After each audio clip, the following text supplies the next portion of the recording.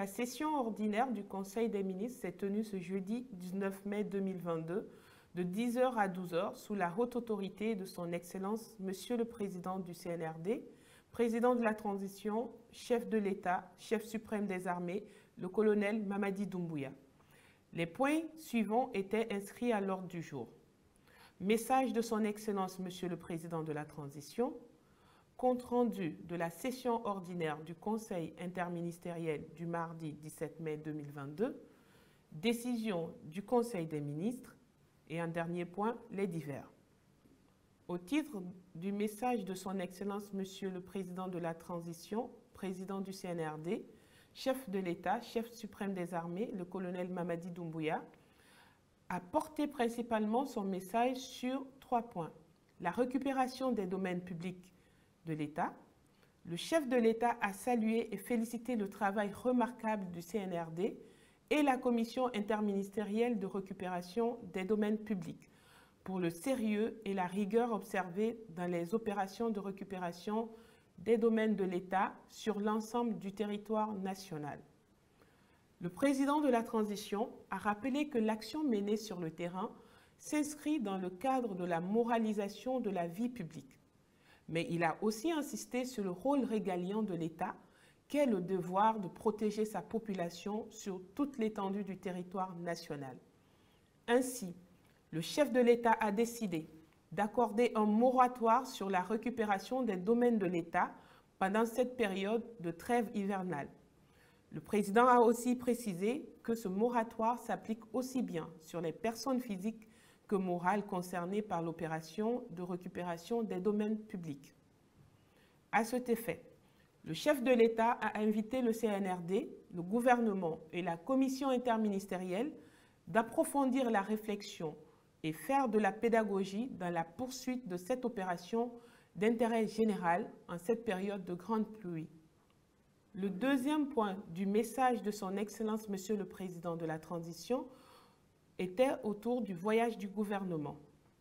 S'agissant du voyage du gouvernement, le président a instruit que les membres du gouvernement se rendent à Zéro-Corée pour la tenue de la session ordinaire du Conseil interministériel du mardi 24 mai et du Conseil des ministres du jeudi 26 mai.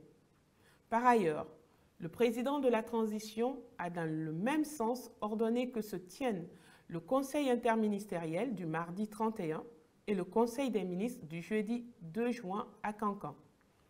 Le chef de l'État a aussitôt instruit au chef du gouvernement de prendre toutes les dispositions nécessaires pour l'exécution de ces décisions.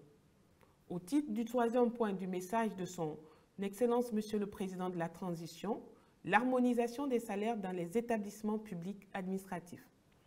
Le chef de l'État a instruit le Premier ministre, chef du gouvernement, avec les ministres du Travail et du Budget, à prendre toutes les dispositions utiles pour harmoniser les salaires dans les établissements publics administratifs. Compte rendu du Conseil interministériel. Le Premier ministre a abordé au titre de son message 3 sujets essentiels. Le sujet relatif à la récupération des domaines publics sur l'ensemble du territoire national. Les remontées d'informations qui lui sont parvenues faisaient état d'une situation d'incompréhension de la part des populations. Les membres du gouvernement ont aussi exprimé leurs observations et recommandations sur la question.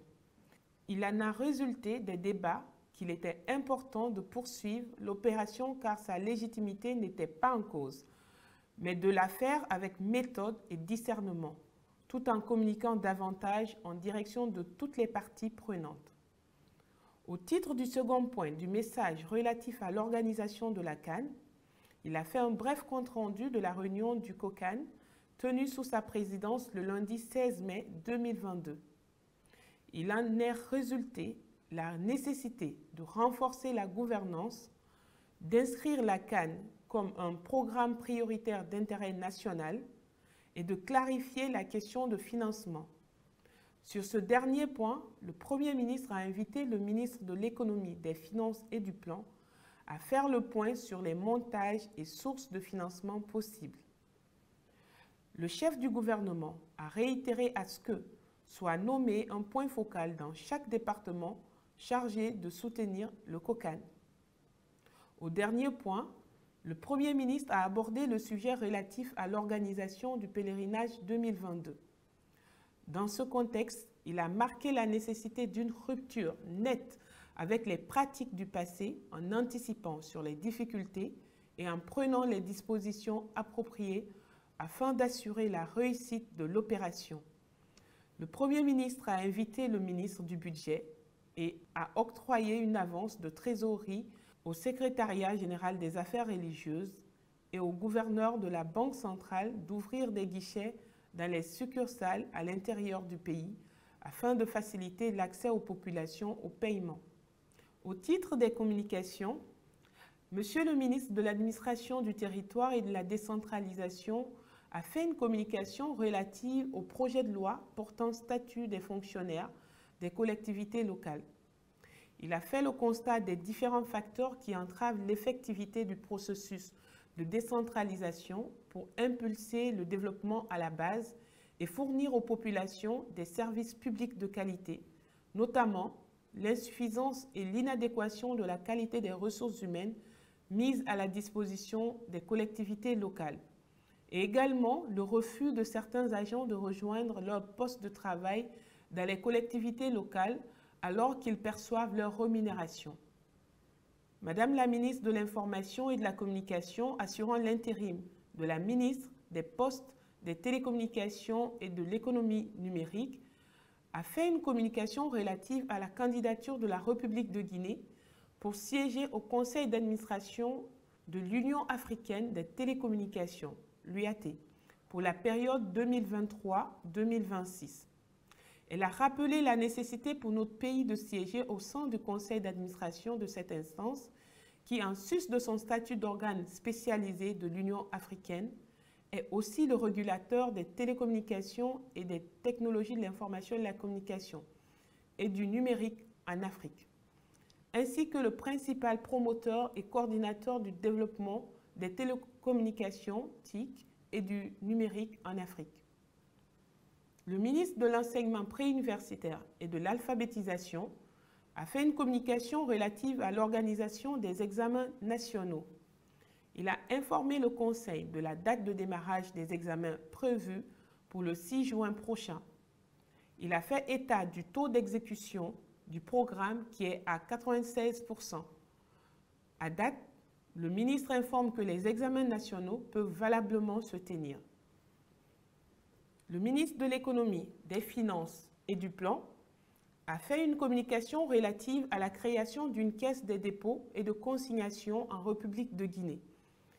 Il a articulé sa communication autour des points suivants. Le concept de caisse des dépôts et de consignation, les objectifs du projet, les ressources de financement de la caisse des dépôts et consignation. Décisions et recommandations. Pour le ministère de l'Administration du Territoire et de la Décentralisation, la communication relative au projet de loi portant statut des fonctionnaires des collectivités locales, le Conseil a validé l'adoption du projet de loi portant statut des fonctionnaires des collectivités locales. Le Conseil recommande l'accompagnement de cette réforme par un programme de formation des collectivités locales en y mettant les moyens conséquents. Le Conseil a aussi approuvé la possibilité de faire de certaines collectivités des centres pilotes dans l'implémentation de la réforme. Pour le ministère des Postes, des Télécommunications et de l'Économie numérique, la communication relative à la candidature de la République de Guinée pour siéger au Conseil d'administration de l'Union africaine des télécommunications pour la période 2023-2026, le Conseil a demandé au ministre des Affaires étrangères d'appuyer la candidature de la Guinée par un travail de lobbying auprès des autres pays pour siéger au Conseil d'administration de l'Union africaine des télécommunications pour la période 2023-2026. Le Conseil a aussi instruit au ministre des Affaires étrangères de faire le point sur le paiement des contributions financières de notre pays aux organisations sous-régionales, régionales et internationales. Pour le ministère de l'Enseignement préuniversitaire et de l'Alphabétisation, communication relative à l'organisation des examens nationaux, le Conseil a recommandé d'accompagner l'organisation des examens nationaux, d'améliorer la réflexion sur la question d'internement durant 1 mois et demi des inspecteurs et cadres impliqués dans la conception, le choix final et le conditionnement des épreuves avec les paramètres sociologiques et les habitudes. Le Conseil a aussi recommandé d'intensifier la communication sur les innovations introduites pour l'organisation des examens, de mener la réflexion sur la question de l'organisation des examens.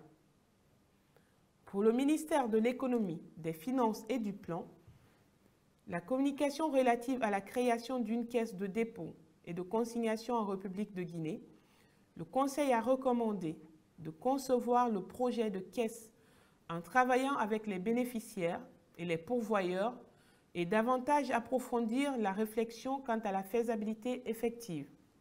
Au titre des divers, Madame la ministre de la Pêche a informé de l'ouverture de l'atelier sur les orientations stratégiques halieutiques à moyen terme de la République de Guinée les 17, 18 et 19 mai 2022 à l'hôtel Riviera Royal.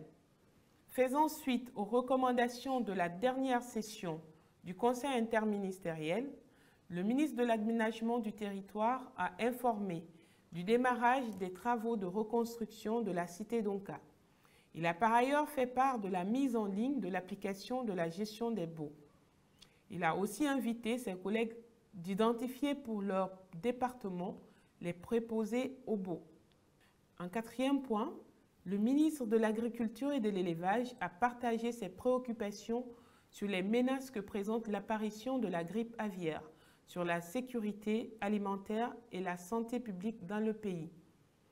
Si les interventions de ces équipes ont permis de maîtriser la situation à Forêt-Caria, en revanche, la crise apparaît particulièrement aiguë à Koya.